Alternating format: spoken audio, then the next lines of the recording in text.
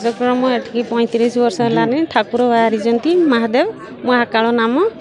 आ छुआ मैंने बहुत कष्ट करके पैता पकती आज तार उद्घाटन थिला सब स्त्री लोक मैंने जाई घट पानी आनी ढाली आउ 26 बेस हो 24 बेस हो एठी अनुष्ठान भी बहुत भल केते वर्षर पूर्ण 35 वर्ष कोन मानसिक पूर्ण हुए ठाकुर हाँ बहुत मानसिक पूर्ण हुए आउ ए ठाकुर रो बहुत जाहिरा आउ सरकार तरफ किसी देउत मंदिर हगा आउ ए ठाकुर को बहुत माने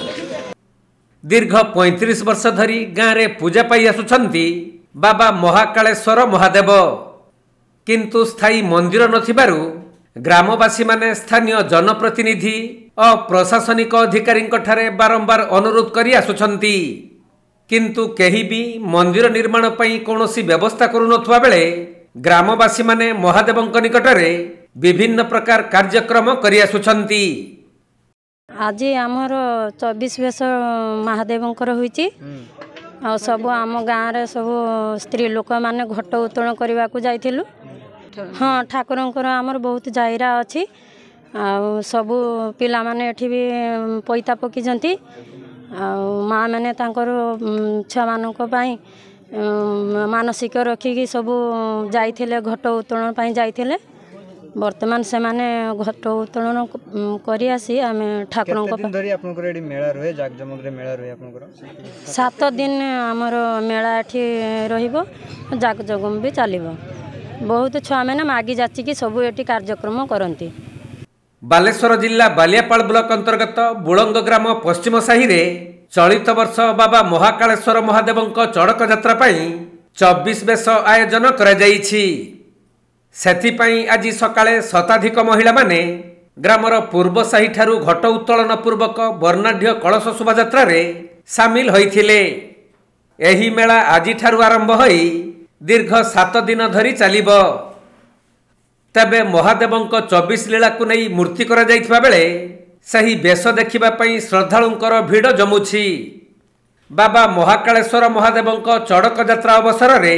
विभिन्न प्रकार कार्यक्रम आयोजन हेबा सहित सबुदिन संध्यारे सांस्कृतिक कार्यक्रम अनुष्ठित हेबो बोली ग्रामवासी माने कहिसंती। आमर आज को 35 वर्ष धरिकी बाबा महाकालेश्वर पड़िया निकटरे आमर पत्थर मूर्ति थिला तापर सेउटू आम छोट पिला थिलु 10 वर्ष पाखरु आम छुटिया छुटिया पिला को लेकिन ये अनुष्ठान को अनुष्ठित करूँ। फास्ट बड़ पत्र मकुट बाँस बाड़ी आमर बेतबाड़ी एवं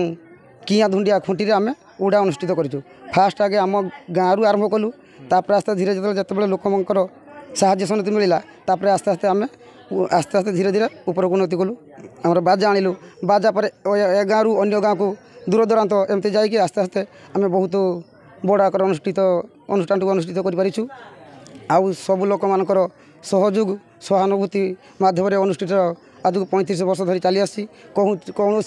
गंडगोल विशृंखला एसबू किसी उपजी ना बहुत शांति श्रृंखला ए अनुष्ठान गढ़ी उठी। आज कौन प्रोग्राम थिला आज आमर देवदेव महादेव बाबा महाकालेश्वर आमर 24 बेस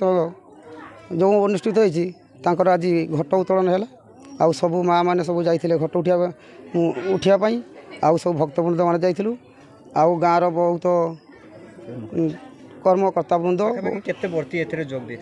देथिले प्राय पार्टी 100 पाखापाखि पार्टी जोग देते। आगु कौन प्रोग्राम रही आगु काली आमर कंटा मारा रही प्रोग्राम कंटा पाठ अच्छी आमर निआर झुलन अच्छी निआर नाचवा अच्छी आम दही हांडी कार्यक्रम रही आउ रंगारंग कार्यक्रम सब रही केते दिन धरी जो 8 दिन धरी। हाँ आमर कौन सी संस्था ना किंतु आम सब भक्ता दिन राति बहुत अक्लांत परिश्रम करी गाँ गाँ खरारे छोट छोटा पिला शिव पार्वती करी बहुत गाँव में नाची नाची नाची नाची किए 10 5 एमती आस्ते आस्ते आई शुणते शुणते बेल से साथ साथ आम बड़ अनुष्ठान करूँ किंतु आमर कौन ये संस्था ना आमर ये कौन संस्था किसी ना MLA MP सरकार कौन साहय भी करना बहुत थर आम बारंबार अभियोग जणीचु आती आमर सरकार पाखे निवेदन करुचु जे केमिति आगामी की ए अनुष्ठान उन्नतरू उन्नततर हम से आम सरकार पाखर निवेदन करुचु आ यथाशीघ्र एठी गोटे मंदिर निर्माण आवश्यक।